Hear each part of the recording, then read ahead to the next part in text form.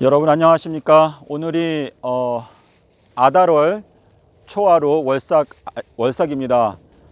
저희가 이 개화산역에 세 사람이 함께 모여서 말씀을 나누게 되었습니다. 올해가 2024년도인데 마가복음 1장 15절에서 예수님께서 말씀하시기를 때가 찼고 하나님의 나라가 가까웠으니 너희가 회개하고 복음을 믿으라 라고 말씀을 하셨는데, 그 때가 찼고라고 말씀하신 그 때가 서기 28년도였습니다. 근데 이 서기 28년도가 가리키는 때가 바로 2024년도를 가리키고 있기 때문에 이 때가 찼다는 것이 2024년도에 해당된다는 것을 저희가 마음 가운데 생각하면서 저희가 기도하는 마음으로 말씀을 펴고, 하나님께서 우리에게 예언의 말씀을 통해서 이 2024년도가 어떠한 의미를 갖고 있는지 저희가 깨닫게 되는 마음의 깨달음을 얻게 되기를 바랍니다. 창세기 9장 13절에 보면 하나님께서 구름 속에 무지개를 두셨다라고 말하고 있습니다. 이 무지개라고 하는 것은 히브리어로 케세트라고 하는 단어인데, 무지개를 뜻하기도 하고 활을 뜻하기도 합니다. 이 레인보우, 영어로 레인보우는 무지개가 만들어내는 활이라고 하는 뜻을 갖고 있는데, 무지개가 하늘에 뜨게 되면 그 무지개의 모양이 활 모양을 하고 있기 때문에 내가 나의 구름 속에 무지개를 두었다, 내가 나의 구름 속에 활을 두었다, 이 두 가지 번역이 다 맞는 번역이 되겠습니다. 자, 계시록 6장 2절에 가면 백마탄 자가 활을 갖고 있다, 백마탄 자가 무지개를 갖고 있다라고 말하고 있고, 계시록 10장 1절에 가면 펴놓인 책을 갖고 하늘에서 어떤 천사가 내려오는데 그 천사의 머리에는 무지개가 둘려 있다라고 말하고 있습니다. 자, 우리 계시록 4장 3절에 가면 무지개가 보좌를 두르고 있다라고 말하고 있습니다. 자, 무지개가 보좌를 두르고 있다, 또 활이 보좌를 두르고 있다라고 말하고 있는데, 저희가 오늘날 데살로니가전서 4장 17절에서 말씀하신 대로 구름 속으로 끌어올려져서 공중에서 주님을 영접하기를 원한다면 구름 속에서 말씀하시는 아버지의 음성에 귀를 기울여야 합니다. 마태복음 17장 5절에 보시면 아버지께서 구름 속에서 말씀하시기를 너희들은 내가 사랑하는 나의 아들 예수의 말을 들어라 라고 말씀하시고 있습니다. 요한복음 6장 65절에서 아버지께서 이끌지 아니하시면 어느 누구도 내게로 올 수 없다라고 하신 그 예수님의 말씀은 아버지께서 오늘날 저희들을 예수님께로 이끌어 가기 위해서 구름 속에서 말씀하고 계시는 것입니다. 사도행전 1장 9절에 예수님께서 하늘로 승천하여 올라가실 때 구름이 예수님을 가려서 예수님이 더 이상 보이지 않게 되더라라고 말하고 있습니다. 구름 속에 가려져 있었던 그 예수님을 저희가 발견하기를 원하면 아버지께서 말씀하신 대로 예수님의 음성을 듣고 예수님의 음성을 깨닫기 위해서 노력해야 합니다. 요한복음 10장 27절에서 나의 양은 나의 음성을 듣고 나는 그들을 알며 그들은 나를 따라온다라고 말씀하시고 있습니다. 저희들은 예수님의 양이 되어야 합니다. 요한복음 10장 12절에서 이 우리에 들지 않은 다른 양들이 나에게 있어서 내가 그들도 인도하여야 할 터이니 그들도 나의 음성을 듣고 한 무리가 되어 한 목자 아래 있게 될 것이다 라고 말씀하시고 있습니다. 저희가 예수님의 음성을 듣는 것은 계시록 1장 10절에서 말씀하시는 내가 주의 날에 내 뒤에서 들리는 나팔 소리와 같은 음성을 들었다, 사도 요한과 같이 예수님의 음성을 들어야 합니다. 주님께서 오늘날 예수님의 말씀을 통하여 저희들을 인도하시고자 노력하시고 계시기 때문에 아버지께서 저희들에게 말씀하고 계시는 것입니다. 자, 우리가 구름 속으로 끌어올려지게 되면 구름 속에서 무지개를 발견하게 되고 하나님의 보좌를 발견하게 되는 것인데, 그러한 경험을 한 사람이 성경에 두 사람이 있습니다. 사도 요한이 주의 날에 하늘이 열리게 되었고 보좌를 보게 되었고 무지개를 보게 되었고 안팎으로 기록된 책을 먹었습니다. 에스겔은 30년 4월 5일 날 하늘이 열리게 되었고 보좌를 보게 되었고 무지개를 보게 되었고 안팎으로 기록된 책을 먹었습니다. 이 두 사람의 이야기를 통해서 저희가 알 수 있는 것은 시편 78편 42절에서 책망하시는 대로 너희들은 어찌하여 내가 영원한 세월 중에서 딱 한 번 나의 크고 완전한 사랑을 나타내 주었던 십자가의 날짜, 그 날짜조차도 너희들은 잊어버렸도다라고 저희들을 책망하는 말씀을 생각해 보십시오. 에스겔 1장 1절에서 30년 4월 5일이 바로 주님께서 십자가에서 죽으신 주의 날이라는 것을 깨닫게 될 때 저희들은 보좌를 발견하게 되고 무지개를 발견하게 되고 그리고 안팎으로 기록된 책을 먹게 되는 것입니다. 저희들이 마지막 때 14만 4천인이 된다고 하는 것은 에스겔과 사도 요한이 경험했던 것을 동일하게 경험하는 그 과정을 통해서 저희가 구원에 들어간다라는 것을 말씀하시고 있습니다. 다니엘서 12장 4절에서 하나님께서 다니엘에게 말씀하시기를 다니엘아, 이 다니엘서는 세상 끝이 올 때까지 임봉에 두어라 라고 말씀하셨습니다. 마태복음 24장 15절에서 세상 끝이 오게 되면 다니엘서를 읽어라. 그리하면 다니엘서 안에 있는 7 임봉이 열려지게 될 것이다 라고 말씀을 하시고 있습니다. 저희들은 이 마지막 때 예수님께서는 나보다 먼저 온 자들은 다 절도고 강도라고 말씀하시고 다른 데로 넘어 들어가는 자들이 절도고 강도라고 하셨습니다. 예수님이 양의 문이다. 예수님께서 3번을 강조하시면서 말씀하시고 있습니다. 진실로 진실로 또다시 너희에게 이르노니 내가 양의 문이다 라고 말씀하시고 있습니다. 유월절을 지킬 때 왜 유월절의 피를 문설주에 발랐습니까? 예수님의 피를 문에 발랐다라고 하는 것은 그 아비벌 14일이 바로 영생으로 들어가는 관문이라는 것을 저희들에게 깨닫게 해주기 위해서 그 문에다가 피를 바르라고 말씀하신 것인데, 저희들은 예수님께서 저희들을 위하여 열어놓으신 영생의 문을 잃어버리고 있습니다. 문을 통과해서 들어가는 자가 양의 목자다. 예수님께서는 요나의 아들에게 천국의 열쇠를 주셨습니다. 자, 열쇠라고 하는 것은 문을 열 수 있는 그 딱 한 가지 비결이 열쇠인데, 요나의 아들에게 주님께서 열쇠를 주셨다. 그것은 천국으로 갈 수 있는 열쇠가 요나의 아들에게 있다라고 하는 것을 말씀하시고 있습니다. 마태복음 9장 36절에서 예수님께서 많은 무리를 바라보시고 그들이 목자가 없는 양처럼 고생하고 유리하는 모습을 보시고 그들을 불쌍하게 생각하셨다라고 말씀하시고 있습니다. 오늘날도 주님께서 이 세상을 바라보실 때 이 세상에 수많은 목자들이 있지만 주님의 눈으로 바라볼 때에는 그들이 마치 목자가 없고 방황하고 유리하는 모습을 보시고 주님께서 이 세상을 불쌍하게 생각하신다라고 하는 의미가 되겠습니다. 주님께서 내가 누구를 보내며 누가 우리를 위하여 갈꼬, 이사야서 6장 8절의 그 말씀은 오늘날 예수님께서 마땅히 예수님께서 보낼 만한 목자를 간절한 마음으로 찾고 계신다라고 하는 의미가 되겠습니다. 예수님께서 요한복음 21장 15절 16절 17절에서 요나의 아들아 너가 목자다, 요나의 아들아 너가 나의 양들을 먹여라, 요나의 아들아 너가 나의 지극히 작은 양들을 먹여라 라고 말씀하시고 있습니다. 저희가 주님의 양이 되기 위해서는 요나의 아들이었던 베드로에게 배워야 합니다. 베드로가 주께는 천년이 하루와 같고 하루가 천년과 같은 이 한 가지 사실을 잊지 말라라고 말할 때 사랑하는 자들아 라고 시작하였습니다. 구름 속에서 아버지께서 예수님께 말할 때 이는 내가 사랑하는 아들이고 내가 기뻐하는 자다라고 말씀하셨습니다. 믿음의 형제자매 여러분, 저희들은 이 마지막 때 주님의 음성을 듣는다라고 하는 것은 내가 양이 되려면 예수님의 음성을 듣는 양이 되어야 하고, 내가 목자가 되고자 한다면 예수님께서 인정하시는 요나의 아들로 거듭나기 위해서 노력해야 합니다. 요나라고 하는 것은 비둘기를 뜻합니다. 마태복음 5장 48절에서 너희들은 아버지의 완전하신 것 같이 완전하라 라고 말씀하셨는데, 저희가 섬기는 아버지 하나님, 시편 91편에 나오는 지존자 하나님은 히브리어로 엘 요나입니다. 우리가 도착하고자 하는 산 시온산도 시 요나입니다. 이사야서 7장 3절과 예레미야서 4장 6절을 여러분께서 확인해 보시기를 바랍니다. 새 예루살렘 도성에 입성하는 사람들은 전부 다 비둘기들이라고 계시록에서 말씀하시고 있습니다. 예수님께서 저희들에게 원하시는 것은 비둘기와 같이 순결하게 되기를 원하신다라고 말씀하시고 있습니다. 저희들의 마음 가운데 있는 모든 사심과 모든 거짓된 욕망들을 버리고 예수님의 말씀을 순수한 마음으로 듣고 그 말씀을 따라가고자 하는 정직한 욕망을 확보하기 위해서 날마다 저희들의 마음을 씻도록 합시다. 주님께서 저희들에게 내가 세우는 목자는 요나의 아들이다. 마태복음 16장 17절부터 예수님께서 말씀하시기를 요나의 아들아 너가 복이 있다. 너한테 계시의 말씀이 열렸구나. 요나의 아들아 내가 너에게 천국 열쇠를 준다. 요나의 아들아 너가 음부의 권세를 이길 것이다. 요나의 아들아 너의 이름은 반석이다. 내가 이 반석 위에다가 나의 교회를 건축할 것이다 라고 말씀하셨습니다.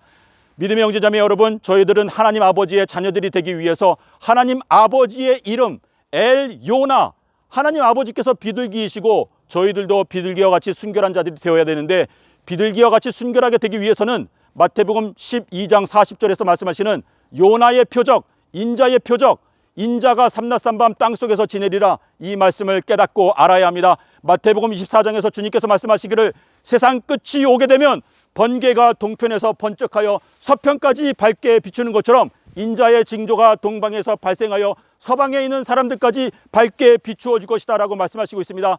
예수님은 처음과 마지막이고 시작과 끝이십니다.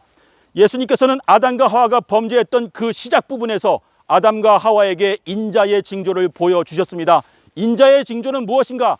전능자께서 인자가 되셔서 우리들을 얼마나 사랑하시는지 그 고결하시고 완전하신 사랑을 십자가의 희생을 통해서 나타내 보여주심으로 우리들을 구원하시겠다라고 하는 그 계획, 영세전부터 세워놨던 구속의 경륜이 바로 인자의 징조, 요나의 징조입니다. 우리가 지금 이 세상 끝에 살고 있기 때문에 하나님께서 저희들을 긍휼히 여기셔서 저희들의 마음을 열어서 인자의 징조를 깨닫게 해주시는 것입니다. 아담과 하와는 기원전 4001년 15월 10일 수요일 날 선악과를 따먹고 일요일 날 가죽옷을 입었습니다. 이 세상 끝에 저희들은 예수님의 십자가의 비밀을 깨닫게 되는 것입니다. 에스겔 1장 1절에서 말씀하시는 대로 예수님께서는 30년 4월 5일 수요일 날 십자가에서 죽으시고 목금토를 땅속에서 지내시고 일요일에 부활을 하셨습니다. 고린도전서 2장 1절 2절에서 사도 바울은 분명히 말하고 있습니다. 하나님의 비밀은 예수님의 십자가 속에 숨겨져 있다. 저희가 예수님의 십자가 사건을 분명하게 깨닫지 못하면 저희들은 부활에 동참할 수가 없습니다. 사도 바울은 로마서 6장 5절에서 분명하게 말하고 있습니다. 예수님의 십자가 사건을 진리의 말씀 그대로 있는 그대로 똑같이 내가 마음 가운데 깨닫게 되면 나도 역시 부활에 동참하게 된다라고 말씀하시고 있습니다. 예수님께서 갖고 계신 계획, 그분의 모략, 하나님의 계획은 아모스 3장 7절에서 말씀하신 대로 주 여호와께서는 자기의 비밀을 그 종 선지자들에게 먼저 보여주지 아니하고선 결단코 행하심이 없겠다라고 말씀하신 그 말씀을 생각해 보시기를 바랍니다. 주님께서 오늘날 저희들의 눈을 열어주시고 있습니다. 여러분, 모사라고 하는 것은 척추뼈라고 하는 뜻입니다. 척추뼈. 우리 인간의 척추뼈를 만드실 때 하나님께서 33개의 척추뼈를 만드셨습니다. 그것은 하나님의 계획이 삼낮 삼밤 땅속에서라고 하는 그 말씀 속에 숨겨져 있기 때문에 그 말씀을 하신 것입니다. 오늘날 저희가 금요일 십자가서를 따라간다면 나의 몸에 척추뼈를 만드신 창조주를 부인하는 꼴이 되는 것입니다. 부디 여러분의 마음 가운데 예수님의 징조, 인자의 징조, 요나의 징조를 깨닫게 되심으로 말미암아 여러분의 눈이 띄어지게 되기를 바랍니다. 마태복음 16장 1절로 4절에서 예수님께서 말씀하시기를 너희들은 날씨는 미리 분별할 수 있는데 어찌하여 요나의 표적은 분별지 못하느냐? 내가 너희들에게 요나의 표적을 주었지 않느냐? 요나의 표적을 깨닫게 되면 너희가 시대를 분별할 수 있다라고 말씀을 하시고 있습니다. 오늘 저희가 여기 신선바위에 왔습니다. 이 개화산이라고 하는 것은 꽃이 피는 산이다 라고 하는 뜻인데 이제 복음의 꽃이 필 때가 되었습니다. 이 신선산에서 신선바위에서 저희가 예배를 드리면서 요한복음 10장 35절에서 예수님께서 말씀하셨습니다. 하나님의 말씀을 받은 자들을 신들이라 하였다라고 말씀하셨습니다. 주님께서는 저희들을 흙에서 취하셨지만 어린 양의 아내로 부르고 계십니다. 어린 양의 아내가 된다라고 하는 것은 저희들을 신적인 존재로 부르고 계시는 것입니다. 자, 저희들은 창조에 속한 건축물을 짓는 것이 아니라 창조에 속하지 아니한 건축물, 새 예루살렘을 건축하는데 저희가 동참하고 있는 것입니다. 지금 이 앞으로 십자가 사건부터 3000년의 기간은 창조에 속한 건물을 짓는 것이 아니라 창조에 속하지 아니한, 손으로 짓지 아니한, 이것은 어린 양의 보혈로 짓는 것이기 때문에 피 속에는 생명이 있다. 주님께서 그분의 피를 우리에게 주었기 때문에 전능자의 그 피가, 전능자의 그 생명이 우리에게 건너오는 것입니다.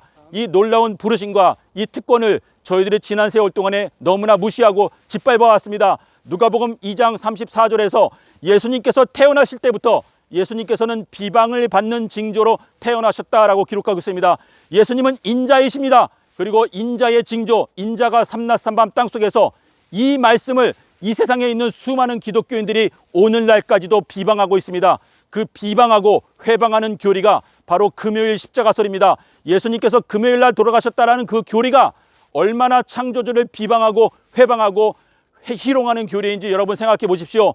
창조주께서 빛을 낮이라고 칭하시고 어두움을 밤이라고 칭하셨습니다. 그리고 내가 분명히 땅속에서 삼낮 삼밤을 지내겠다라고 말씀하셨는데 왜 그 말씀을 믿지 않으십니까?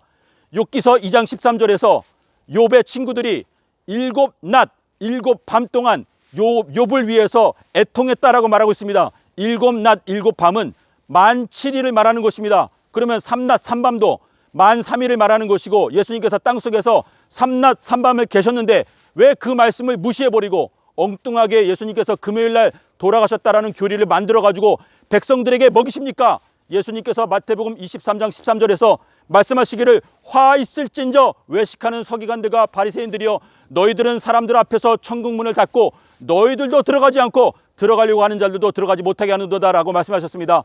예수님은 양의 문이십니다. 예수님께서는 무덤의 문을 열고 영생으로 건너가셨습니다. 저희들도 그 길을 따라가기 원하면 예수님께서 열어놓으신 새롭고 산 길, 히브리서 10장 20절에서 말씀하시는 휘장 가운데 열어놓으신 새롭고 산 길, 그 길을 따라가기 위해서 예수님께서 말씀하신 내가 마시는 잔, 주님이시여 내가 마시는 이 잔을 지나가게 해주십시오. 그러나 예수님은 아버지의 뜻대로 그 잔을 마셨습니다.